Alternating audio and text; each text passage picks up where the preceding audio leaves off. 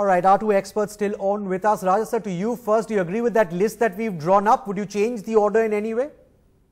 I would include Trent Bolt. He's playing for a team that has not won too many matches. I would probably place him at number 4. Maybe leave out one of the batsmen because we tend to ignore the bowlers. And I'm so glad that we've got Sunil Ranran right on top. He's been flying under the radar, but he's taken crucial wickets and scored some very important runs at the top. His importance was known last night when they didn't allow him to open the innings or to open the bowling. Yeah. So I think he's easily the best of the overseas signings this year. But Chris Gayle has been remarkable. And as Virender Sehwag pointed out, he perhaps saved IPL at a crucial time. Right.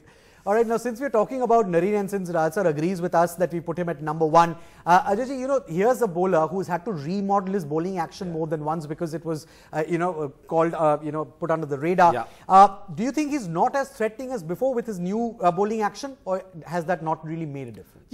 Yes, I feel so because, when your arm is bent, what was happening to him early on, I think that was a very, very different thing for the batsman. It was difficult for them to read. Now, of course, he's remodeled his action. He's a different bowler. But still, he's got that art of picking up wickets. I think the pace he bowls with, he's been very effective, especially on conditions where the ball is turning a bit, stopping a bit. And, it's all about batsmen reading him. I've seen a lot of batsmen standing at the non-striker's end, just seeing exactly what he's trying. And still, at times, you're not able to pick him up. So that's the big art that he's got. And I think over the years, yes, he's been a great performer. It's all about, managing and reading out of the hand. If you're reading a bowler like Narayan or Mujeeb in the air, that becomes a touch too late for a batsman. So you've got to read it off the hand. And I think that's a big art for the batsman. Can they read him early? And that's the reason still he's so effective. But, I totally agree with that list. Why I say that is because you see all the foreign players.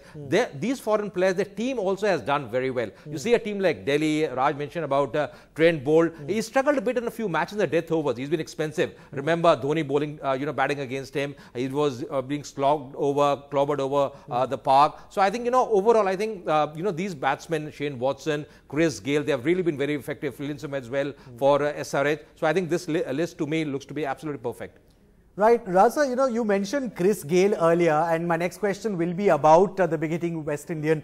I remember the day of the player auction, everyone was very, very surprised when no team chose to bid for Chris Gayle until he was brought back, and again no one bid for him, and then he was brought back a second time, if I remember correctly, and that's when Punjab picked him up. Now here's someone who's showing that he still has it. He of course has all the records pretty much when it comes to T20 batting, and he is still going strong. But what really really impressed me yesterday was the fact that he dived forward to take a very good catch. That shows the kind of commitment that he is willing to put in, even though he's not really counted amongst one of the fittest cricketers in the world. There's no doubt about it, that sometimes his body is not as quick as his spirit is. He's not as willing as his spirit is. Perhaps that was the reason why he was left out of the auction initially, a couple of rounds, and then Virender Sehwag's brainwave did help Chris Gayle and IPL definitely. But he's primarily a unidimensional player. He's only going to bring batting to the table. Last night was perhaps an aberration that he dived forward and took a catch.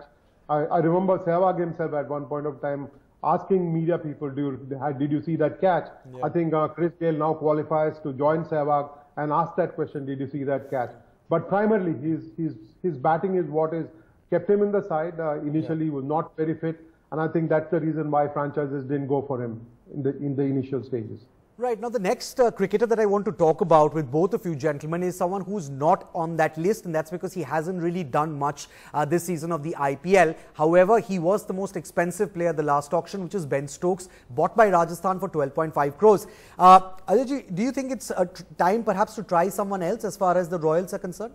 I think he's a big name. I mentioned that earlier as well. I think he's too big a name, to drop him because what he's done over the years, especially last year, what he did in the IPL, I think that's the reason he was, bought for such a big sum. But overall, I think, yes, he has had a very poor season, especially with the bat. RR are really relying very heavily on him. They really want him to fire. But the problem is that time and again, he hasn't delivered for Rajasthan Royals. So that has been a big worry for them. But just seeing the balance of the side, because once Stokes comes in, he can bowl a few overs. He can bat, exceptionally well. He lends a very good balance to the side. That's the reason I feel, still he's a match winner. He's an X factor for their side. And they might just persist with him in the remaining matches as well. Right. I can see that Rajasa has a smile on his face, and that's because this is the question that I've put to him earlier as well.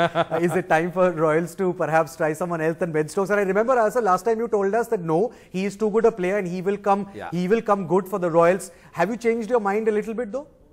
Not really. Last night he looked in ominous form.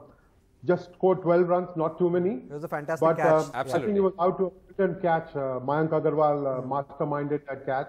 Manoj Tiwari's name appears in the score sheet, but actually it should be Mayank Agarwal who can take credit for that catch. It was brilliant. Now when you play cricket, you're going to face some of these things in life. I think Ben Stokes will live with that, and he will perhaps come good in the next few games. These are players who are hungry all the time. These are players who want to deliver. These are players who know that all of us are talking about the monies that they make. It's about the runs at the end of the day. It's about the wickets that they take. I think Ben Stokes will be well aware. And I think he's going to use this platform in the remaining 4-5 games that they've got. Right. He's going to use this platform to show that he is value for money and not just a waste of time. And Akash, the big thing is form is temporary, class is permanent. They are brilliant strikers. I mentioned Ravi de Villiers, McCullum, Ben Stokes. Once they come to the party, they'll win games for the side individually. And that's the big threat for the opposition. All right, now if Ben Stokes is watching this show, then he can put to rest any doubts that he might have for the rest of the season because there are two big supporters for him right here. Mr. G Rajaraman, Ajay Mehra ji, thank you so much, gentlemen, for joining us here on NDTV 24/7.